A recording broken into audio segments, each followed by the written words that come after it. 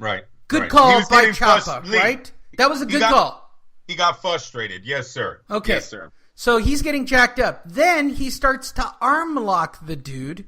And mind you, this is after a couple rounds of actual wrestling with single legs in the whole nine. There are actual takedowns to which the bipolar rock that wasn't and roll... an ankle pick. Yeah, did you hear that? It's not an ankle pick. It's a single leg, asshole. I know, drop down single leg. That was a drop down single leg, and it was a good move, by the way, for the drop down single leg. And he caught it right, for those that don't know, good single leg, pick it right up at the foot line. Doesn't matter how strong the dude is. It's like a one-handed single leg. You can pick anybody up if you pick them up right by their foot. Yep. I know you're saying to yourself, but Lee, that sounds crazy. But Lee was thrown on his ass last week because of it, twice.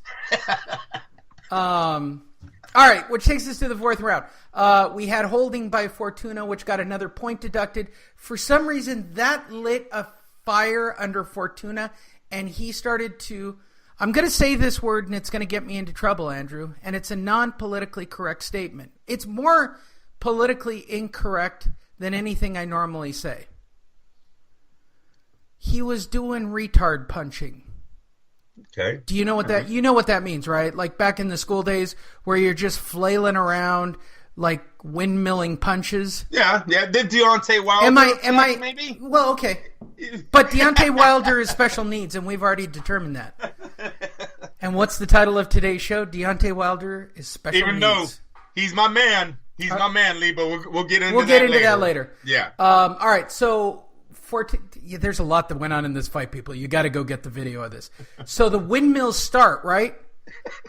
Granado cranks the dude, turns the dude, and then pushes the dude up. And I'm going to say this. He took a dive outside the ropes. Like he let himself fall. That's right. He got his ass stuck in the ropes and just literally let himself fall back and out of the ring, and then did the best dive I've ever seen in the history of boxing. He fell all the way back. His head didn't hit a damn thing from multiple angles. Nope. And he pretended to be unconscious with a broken neck. And I love it could have been whiplash. Really. Right. No, not a... Wait, okay, by the way, I'm 50, and I get thrown around a lot. Okay, a lot. On a weekly basis. And he knew he was falling. I physically have firsthand knowledge of whiplash and like getting concussions from slamming your head on the mat. If you haven't listened to the show, trust me, I have literal firsthand knowledge of that happening to me on a daily basis. That's not what happened here.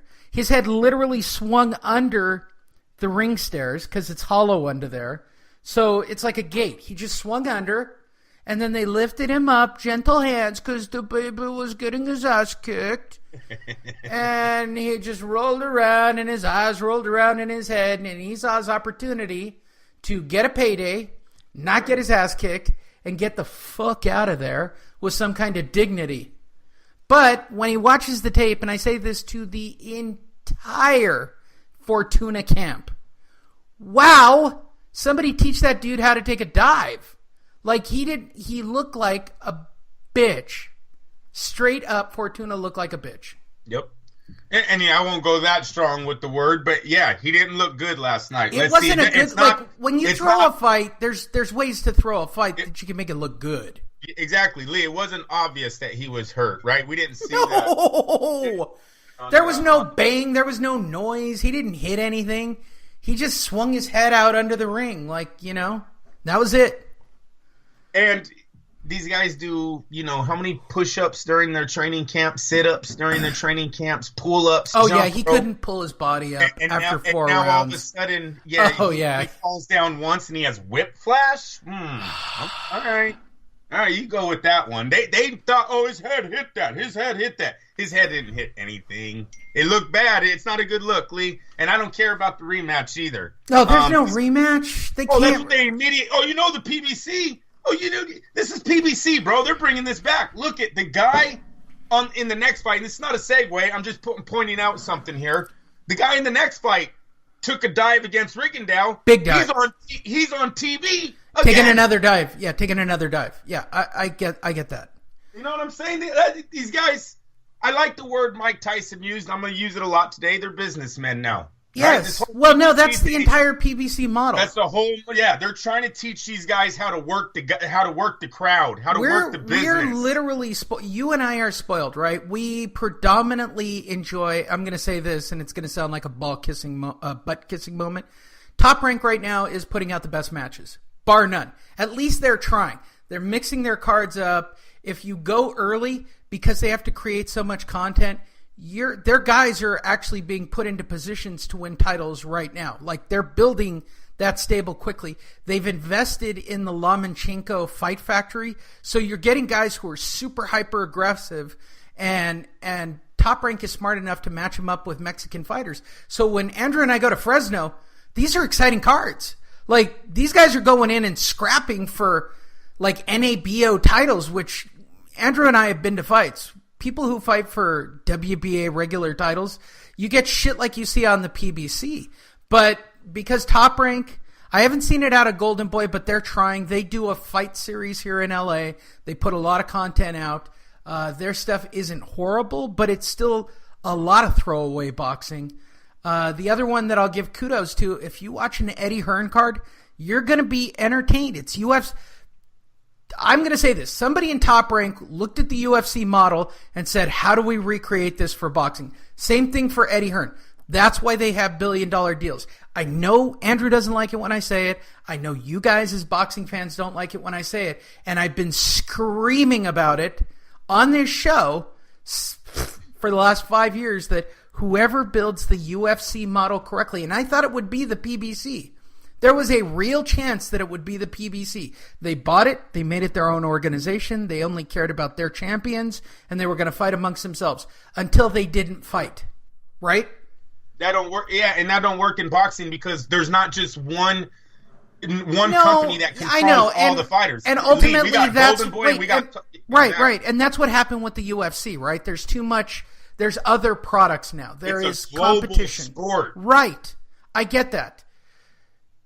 With that said, but look at how much content Hearn is putting out. Eddie Hearn is putting out a ton of Matchroom Boxing is putting out 3-hour fight cards to fill the need of their $1 billion TV deal, right? I hear that, but until I actually start seeing this TV deal go into okay, then let's base it on Top Rank. Anthony Joshua. Okay, well let's base it on Top Rank right now.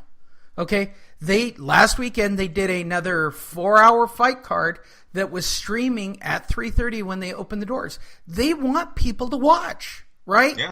So they're gonna go see Lomachenko's group. They're gonna try to get belts on people. They're being very aggressive about making. Even though we're getting away from last night. I'm saying that because last night. Showtime had a huge opportunity last night. I'll say this about the PBC, TGB, and it was even Thompson Boxing, which was mind-boggling. That's a local promoter from here.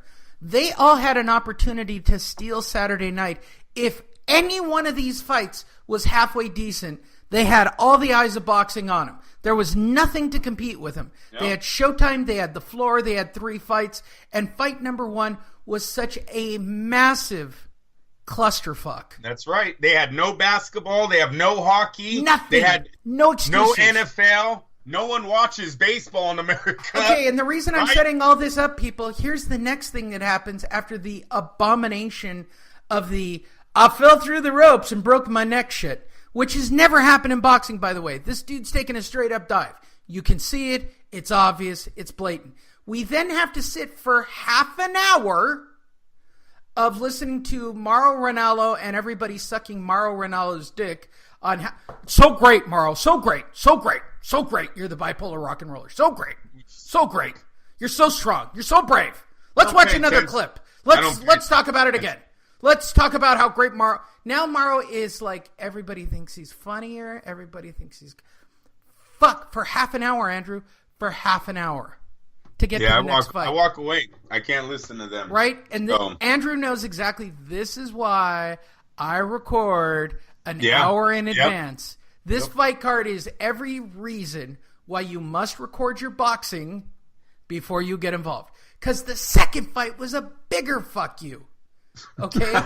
Come on, Lee. Those guys put it on the line. All right, so let's talk about Danny Roman and Moises Flores, okay, and the WBA title. Moises Chucky Flores didn't make weight, so he's not even fighting for the title. Yeah, and he's the one that went down against Rigondeaux, and they thought he took a dive. So right. So he's already questionable in this whole thing, right? So for those of you who know nothing about Moises Chucky Flores, he looks like a special needs kind of tardy kid to begin with, who apparently has given birth to 5 kids. How do I know? Because their faces are tattooed all over his body. But my favorite is the one on his chest where the kid's got one eye lower than the other. Could be a bad tattoo artist.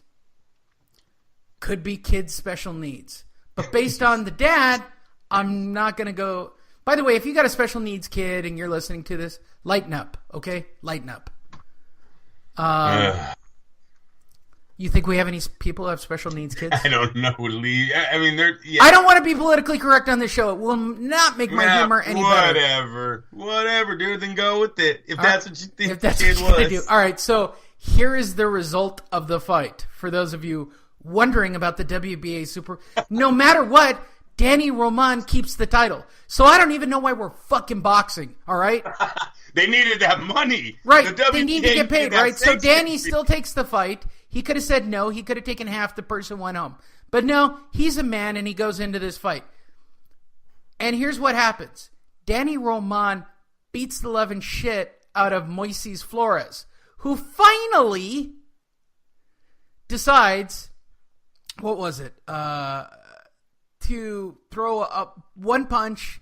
I don't know, where was it? Middle round somewhere, Andrew? I gave him 1 round. I gave him literally all of 1 round.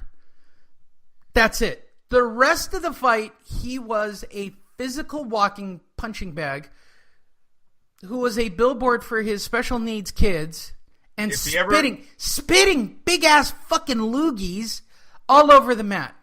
Yeah. Did you see the shit that was coming out of him? Yes. Good Lord. I watch everything. The final scorecards of this unbelievably dull punching bag fight. Danny Roman wins 120, 108, 118, 110, and 116, 112. 118, 110 is fairly accurate. 120, 108 is just an FU. 116, 112 is... Nobody cared.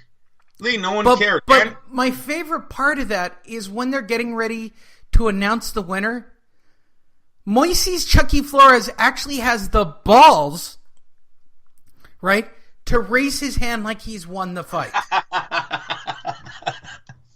Well, that's who you Did you see that? He's got his hand up like, oh, they're going to say I'm still undefeated. No, asshole. No, they're not. I don't know what fight you were at where you thought that was going to... I so desperately wanted him to be interviewed after the fight by Jim Gray. And by the way, when did Jim Gray become senile? Like, his questions are bad. He seems senile. It's almost like he's got Alzheimer's. No, I think some of these guys, they're from the golden era ages. I don't know how you would like to say it. This is all bullshit that they have to they do nowadays. Bernstein's in a shitty situation. Yeah, he's getting paid. You know, Bernstein was the only bright spot in that whole fight. And Jim Gray. Come on, Jim Gray said he's been doing it 41 years, Lee. And now look at what he has to interview. And he should retire. He should retire. He should retire. I'm not saying that. Look, I'm not We're used to watching prize fighters. Prize fighters. Guys that wanted to be number 1 in the world. Don't you get it? It didn't care. Okay, I'm going to say this. And understand what I'm saying. We need a Joe Rogan for boxing. Fuck Joe Rogan. Listen, stop. We need somebody to step up who knows boxing, who's got a personality, who can actually be smart on their feet, and not some brain-damaged boxer sitting there going, yeah, that really hurt him. I don't need that shit. I don't need that shit. No, but some fighters actually, they give a lot of knowledge to the game. They give a lot of knowledge to the commentating. You want to know the last one that did? I like learning. Who's your favorite color person of all time, Andrew? Emmanuel Stewart. Mine too. Yeah. You know how long he's been dead? Literally years. I know, but I think Bernard Hopkins is great. I really think if they because he'll speak his mind, and you know what happens with him? He doesn't get the job because he will speak his mind and talk shit. Well, no, he gets him with Golden Boy, Lee. He doesn't get him with other companies. I get that.